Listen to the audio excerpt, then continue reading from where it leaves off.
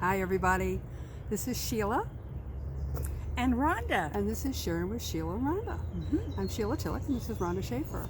And we are still in the Thomas Creek Wetland Trail, and we're actually in like a little forest, which is really cool.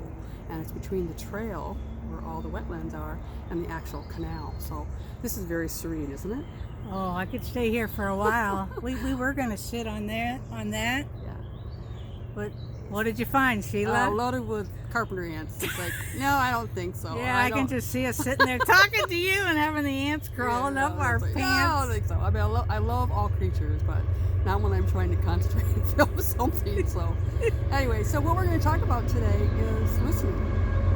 Yeah. Really listening, you know. And now we're listening to the train behind us. Wait, hey, we've been getting away from that for a couple days. Yeah, we have. So we hope you can actually hear us. All right. So. Yeah. Oh no, ain't gonna work. We're gonna keep going. Yeah, let's keep going because I think they can hear us. Because Okay. we're closer than the train is. Okay, well that's good. That's good. Loudmouth And the train. actual engine is down through town now, so it's just Yeah, cool. right behind us Yeah. somewhere. Okay, so we're talking about listening, and we're still listening to the birds and the nature all around us. But I'd like to talk about listening to other people when they're talking. I think that's a great topic, Sheila. Because most of us, when we start to talk to people, we're really not listening. They're talking, telling us, and we're in our heads thinking about what we're going to say backwards instead of really grasping what they're saying. Listen to what they're saying from their hearts, because there's a big message. And a lot of people don't really know how to express themselves, and they just go on and on and on and on. And they need to be listened to.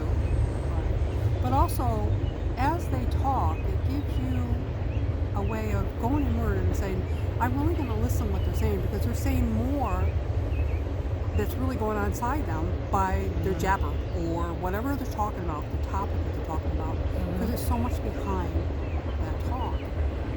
Yeah, have you ever had a so-called conversation with someone and like every time you went to express your feeling, they cut you off? That shows that you're not really listening to the person. Do they want to listen? They're in their head. They're in their head. And you know Makes what? sense. A lot of times it's because we weren't listened to. And so we have to hurry up and get all of our information out really quick so that the people understand us, whatever. But what happens is that then the people can't follow. Yeah, And you know what? I'm very guilty of doing that. I've done it too. I'm very guilty of doing that. And when I find myself, and then when I see people, they kind of like have that glazed look over their face, and then I realize I've lost them. I know that look. Because Oh, they're not sorry. really, you know, it's like, okay, you know, get done with what you're saying type thing, instead of what are they really saying. Yeah. You know, that's where the listening skills really come into play. Mhm. You know, listen from your heart, because it all is about heart-centered, about love and compassion and being there for one another and listening, because everybody's voice is valuable. Yes, it is. And if they want to be confrontative, you don't have to, play that game. Just try to remain calm and patient. Acknowledge their feelings, because obviously they have strong feelings, but you don't need to participate in the tension, if you will. Yeah. Well, And that's okay. Yeah, a lot of times the feelings are negativity. You know, they want to Yeah. complain or yada, yada, yada, this and that about what happened to them. Oh my gosh. And that's more the drama, you know, and it's like your response back. You don't have to play into the drama. You know, and not at all. And a lot of people don't understand that. You know, they want to get a reply from you. They want to get a reaction from you, because that keeps the drama going. You know, that keeps the actual everything Yeah. that you're saying going. And sorry, go ahead. No, I was interrupting. no, go for it. I wasn't listening.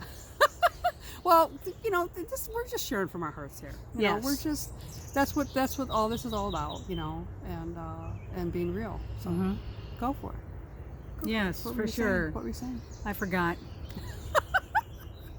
Don't I you- think that, my mom taught me, she explained to me, she goes, Rhonda, I blurt these things out because I'm afraid I'm going to forget them.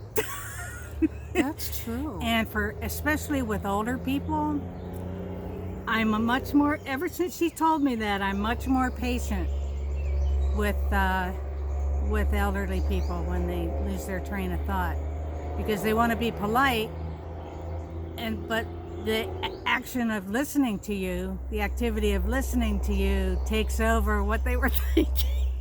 Well, yeah, and then you go back into, the childhood tapes of not being listened to. So, Yeah. And then when you become older, all that stuff is stuck inside. Do you think there are any children that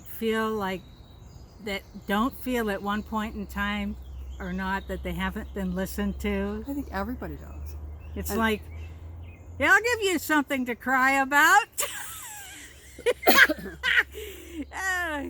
Well, the older generation and what we have learned, the wisdom that we've gotten from the older generation is very instrumental of how things are changing now. Yeah. Society's changing. Things Yeah. you're more open to understanding people and their situations. That's where the compassion comes in for Yeah. me. However, we still have the old beliefs that we were brought up with, that our parents were brought up with. A lot of us come from, a lot of us baby boomers. At least for me, I'm a baby boomer. I know you are. Yeah. We come from parents, that were born in the 20s and and during Depression times, and their way of looking at things is totally different than it is now. Yeah. What a talk about a different Yeah. Perception, Oh, totally. experience. Yeah. Yeah. So, and then fast forward to now, a lot of them are the elderly that's in the nursing homes or we take care of. Many of us that take care of, and then they start to have the dementias and the Alzheimer's and whatever. And all they're talking about is the olden times, So, it's what we talked about before was timing and listening, They go hand in hand. Yeah, they really do. They go hand in hand. They really do. They really do. And not to divert from the subject, but if you're dealing with someone, a family member that has dementia, it's, in a way, it's a game of experimentation, because you have to listen in a different way. You have to watch body language, eye contact, facial expressions, and know when to back off if they look uncomfortable. Yeah. So I knew Mom loved big band music, just loved it. So one day I'm like, poor thing's just sitting around thinking all the time, why don't I put on some big band music for her? Oh my gosh, it was the most joyful thing I have ever seen in my life. Lots of moments like that I had. I guess it goes the same for listening. Exactly. Now, even if you don't have dementia. Maybe stress can interfere, severe stress. That's where learning the skill of the pause comes in. Not saying what the first thought is that comes to mind, just taking a pause. When I had stepkids, I did that, and the brother and sister were fighting one day, and he was starting to strangle her. So I know it was like, what? I mean, but understanding where I came from, as I remembered my childhood, I just demanded that they stop right now. You go into this room and you go into that room, and fortunately they listened. And maybe a half hour later, I went into the room of the son, and I said, do you know why I sent you in here? Because everybody had a chance to calm down. So we had a good teaching opportunity there. Good teaching opportunity. Yeah. It was wonderful. And he goes, yeah, I didn't look at it that way. And then, and I talked with his sister too, and, individually, and it worked out. I just loved them. If I could have kept them and their mother, what's this? All right. If I could have kept them and their mother, life would have been great. Oh, jeez.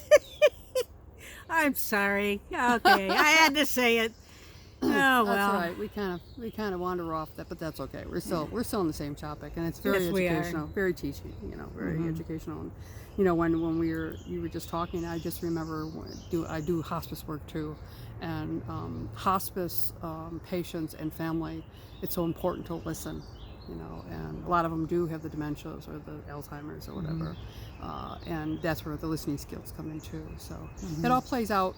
Carry that when you've gone through that type of family situation. Whether you're the caregiver or watching your loved one or even a friend pass or in that situation. Listen to what they're saying because time is very precious. And it's the listening that we do with that time. It's still coming from the heart. And being there for each other. So listening is very important. So, okay, we're almost done here. Yes, we are. Yeah, because it's 10 minutes. We Yeah, really don't we like wanna to go over limit. 10 minutes because we don't want to lose you. And we value your time. That's right. We do value your time. So we appreciate you listening to us. And what we always share is that everybody heals in their own way. Healing meaning changing, developing, becoming a better listener. Better person with your time, better person with humanity, connecting with one another. So everybody heals in their own way. Every second, every minute, every hour, and every day. every day. You have a blessed day, everybody. Yes. Bye-bye now. Bye-bye.